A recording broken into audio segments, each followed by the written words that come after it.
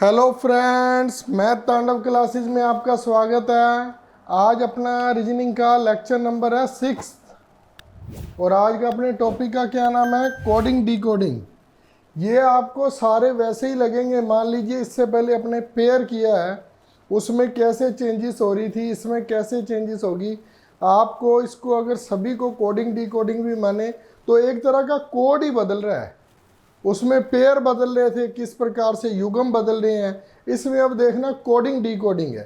First one अपना सम देखिए। सबसे पहले मान लीजिए अपने पास कुछ है, कोई वर्ड है लाइक। लाइक मान लिया, उसने क्या किया है, लाइक को, लाइक का कोई कोड दिया है। मान लो लाइक का कोड, लाइक का कोड, ये कोड लिखे है जी, ध्यान रखना, CODE। जो लाइक का कोड है ना, उसने क्या दिया है, D D J D J H K, D J H K ये दिया है। तो क्यूट का कोड क्या होगा, क्यूट का कोड क्या होगा। कराना मेरे को बिल्कुल ही सिंपल से पड़ेगा जी। बहुत सारे स्टूडेंट हो गए जो बहुत टाइम से रीजनिंग कर रहे हैं, उन्होंने कहना सर ये क्या क्वेश्चन है, ये तो हलवा क्वेश्चन है, ये तो सर हम आंखें बंद में ही कर देंगे। मेरे को पता है ये हलवा क्वेश्चन है, ये आप आंखें बंद में ही कर दोगे, लेकिन करवाना तो बेसिक से ही पड़ेगा ना। देखिए अब क्या है, लाइक, लाइक को वो पहले जो भी लिखा हो ना उसे नीचे लिख लीजिए।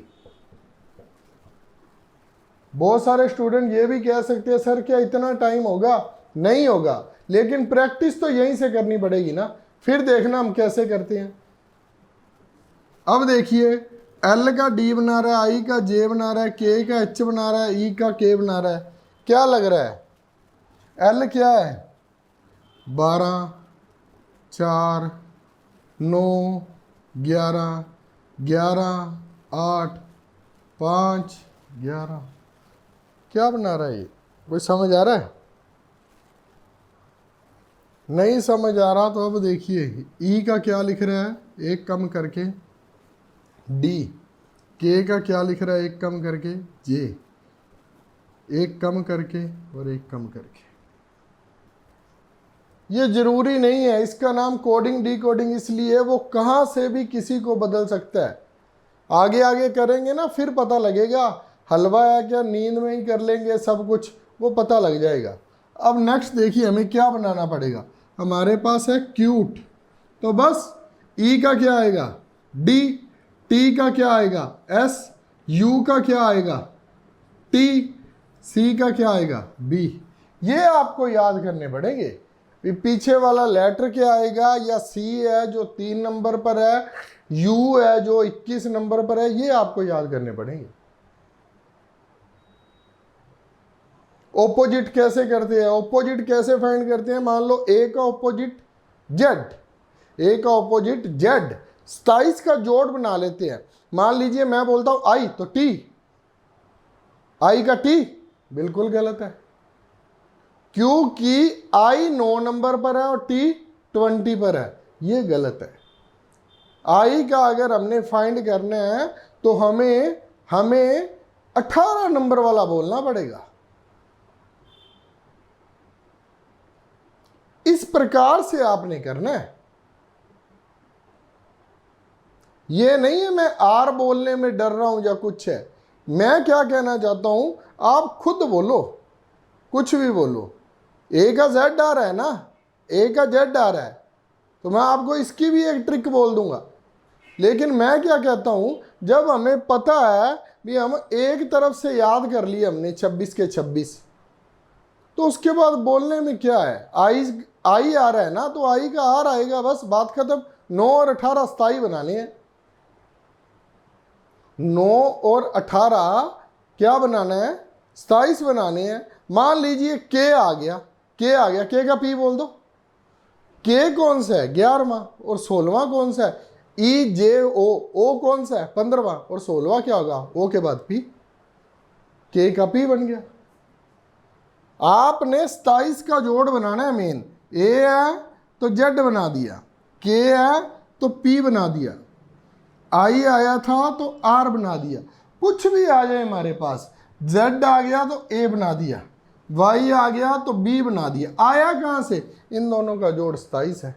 इन दोनों का जोड़ क्यों 27 कराया है, क्योंकि जो इधर से ए है तो जब उसे रिवर्स करेंगे तो जेड को ही आगे लाएंगे ना, तो जेड 26वां होगा बस।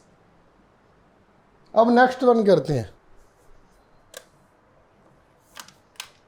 नेक्स्ट है अपना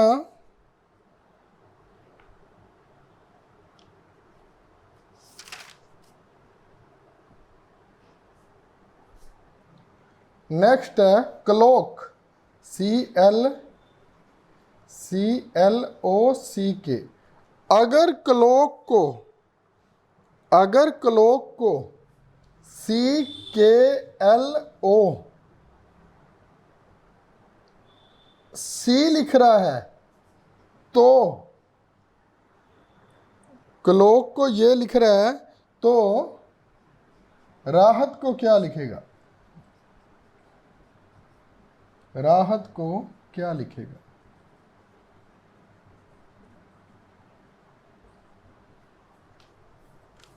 आप ना इसमें समझने की कोशिश करना वो किस प्रकार से घुमा सकता है।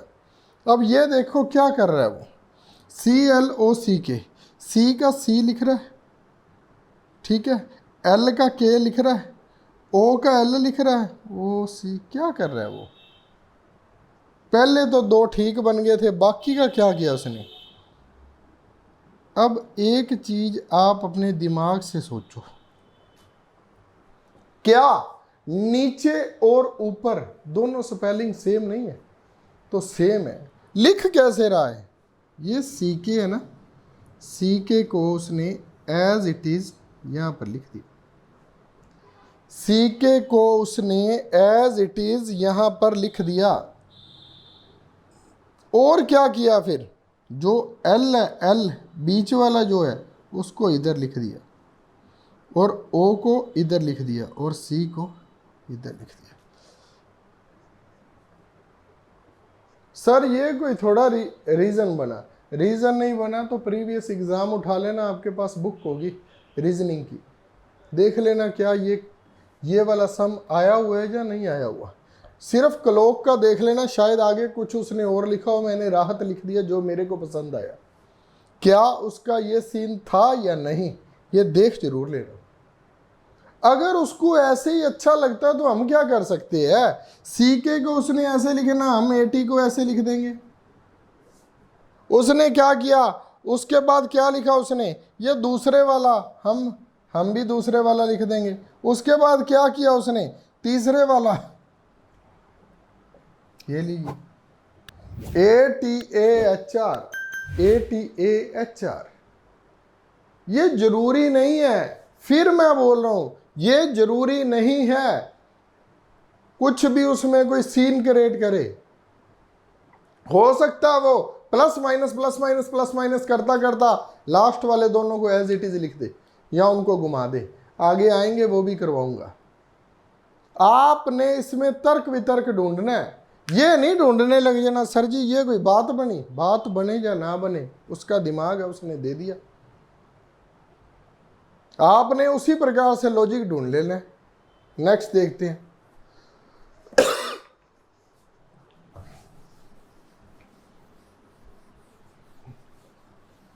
हमने बात नहीं बनानी वहां पर भी क्या बात बन रही है, हमें अपने क्वेश्चन से मतलब है, अभी क्वेश्चन हमने क्या किया है, हमारा प्रश्न सही होना चाहिए, उसकी बात पर नहीं जाना कि सर ये क्या बना, लास्ट वाले दो एज इट इज लिख दिए, बीच वाला तीसरे वाला दूसरे पर लिख दिया। हमारा नीचे उस प्रकार का ऑप्शन दिया है तो हम भी वैसे लिख देंगे, बात खत्म बस।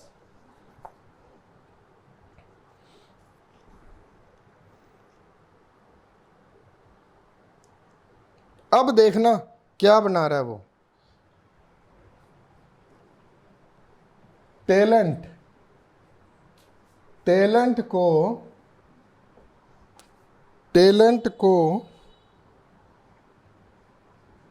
KZSVPG लिख रहा है, तो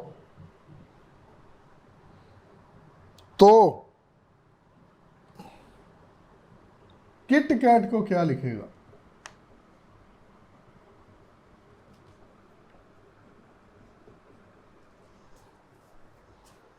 अब देखो, है टैलेंट, मैं ऑप्शन क्यों नहीं दे रहा आपको साथ में? ऑप्शन मैं आपको इसलिए नहीं दे रहा ताकि हम सीख अच्छी तरह से ले। ऑप्शन वाले आपके पास बहुत कुछ है, प्रीवियस एग्जाम उठा लो, प्रैक्टिस सेट उठा लो, मॉडल टेस्ट पेपर उठा लो, बहुत कुछ है आपके पास। मैं समझाने की कोशिश करूंगा। KZSVPG। अब लॉजिक देखेंगे पहले इसमें क्या बन रहा है। ये देखिए, T का K बना रहा है, पता नहीं क्या कर रहा है। A का Z बना रहा है, एक घट गया। L का S बना रहा है, पता नहीं क्या कर रहा है। अब ये ध्यान दो, एक आपने क्या ध्यान देना है वो बात देखना। अब A का Z बना रहा है, लेकिन ये देखो L का वो क्या कर रहा है, एक कम कर रहा है। T का वो क्या कर रहा है, एक कम कर रहा है। और उसके बाद देखो, अब इसका एक कम कर दिया, इसमें से एक कम कर दिया, इसमें से भी एक कम कर दिया, लेकिन क्या किया, बदल दिया आपस में। क्या ये बात यहीं अप्लाई हो रही है? हो रही है, देखते हैं। अब देखिए, अब क्या कर रहा है, यहां पर 2 बढ़ा रहा है, यहां पर 2 बढ़ा रहा है, और यहां पर भी 2 बढ़ा रहा है। पहले 3 लेटर में सॉरी, पहले 3 लेटर में वो एक एक कम कर रहा है, बीच वाले को सीधे से और आपस में फिर बदल रहा है, और बाद वाले में, बीच वाले में 2 बढ़ा रहा है और आपस में भी 2 बढ़ा रहा है, लेकिन क्रॉस करके। अब देखिए उसका क्या बनेगा। वैसे ही हम उसका बना लेंगे, हम भी वैसे ही बना लेते हैं ना, किट कैट बना लेते हैं। किट कैट 6 अक्षर है, उसने क्या किया था, आई है, आई का कम कर दिया था, एच लिख लेते हैं पहले। अब टी था, इसका क्या लिख लेते हैं, एस लिख लेते हैं। के का क्या लिख लेते हैं, जे लिख लेते हैं। अब ए को पहले 2 बढ़ा दिया, अब टी को वी लिख लेते हैं, और के को क्या लिखेंगे, हम लिख लेंगे। सवाल जिस भाषा में किया गया, जवाब भी उसी भाषा में देंगे।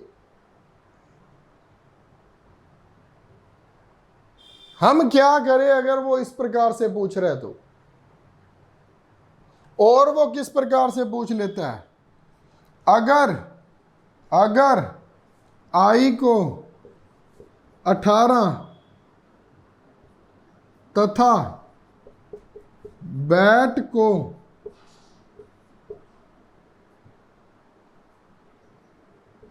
46 लिखा जाए तो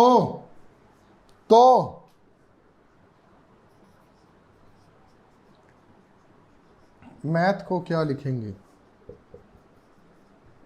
ये लीजिए।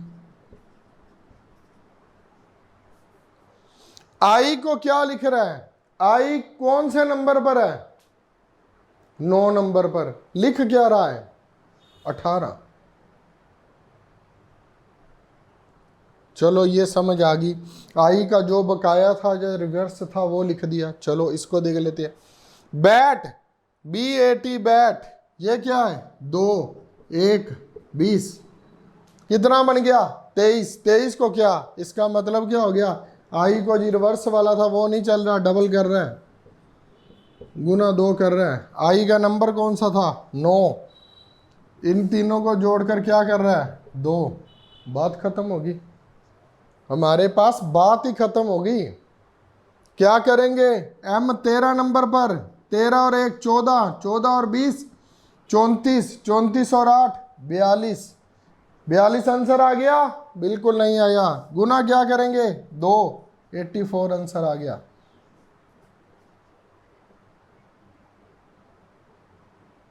हाँ मैं देख कर करा रहा होऊंगा तो इसलिए जल्दी से मेरे से निकल रहे हैं, लेकिन इसका लॉजिक या इसमें क्या तर्क वितर्क वो दे रहा है, रीजन क्या दे रहा है, ये गेम तो घुमानी पड़ेगी। मेंटल एबिलिटी, तर्क शक्ति कर लो, तर्क क्षमता कर लो, दिमाग की ताकत कर लो, कुछ भी बोल लो आप, या पागल करने वाली शक्ति कर लो, आपको समझ आना चाहिए। अगर सीधा सीधा ही समझ आ गया, ये तो बहुत सिंपल था, ये तो बहुत सिंपल था। आगे आगे फिर ऐसे बन जाते हैं जैसे ये बना था, 2 घटा रहा है 1 बढ़ा रहा है। एक बात और देख लेना, अगर आपसे 2 या 3 बार में अटेम्प्ट नहीं हो रहा है तो आप उसे छोड़ दो, नंबर 1 का ही है, टाइम खराब मत करो, उसको राउंड कर लो, टाइम बचेगा तो फिर देखेंगे, वैसे बचने वाला टाइम रहता ही नहीं। नेक्स्ट वन देखते हैं इसका और आगे वाला देखते हैं क्या है। जो मैंने ये टैलेंट वाला कराया था, इसे इवन ऑड पैटर्न वाला बोलते हैं। सम ऑड को आपस में बदल देते हैं, जो बीच वाला इवन था वो वैसे का वैसे रह गया, चेंज उसको भी किया है, लेकिन ऑड वाले को एक दूसरे से क्रॉस करके मल्टीप्लाई करके वैसे बदल देते हैं, आपस में ऑपोजिट डायरेक्शन में बदल देते हैं। ज़्यादा नहीं करवाऊंगा इसका, एक लास्ट सम करवाऊंगा आपको भी, आपको और अच्छी तरह से समझ आ जाए। बड़ा अच्छे वाला लगा था ये मेरे को सम। एग्जामिनेशन को क्या लिखते हैं वो, PXT UHRTY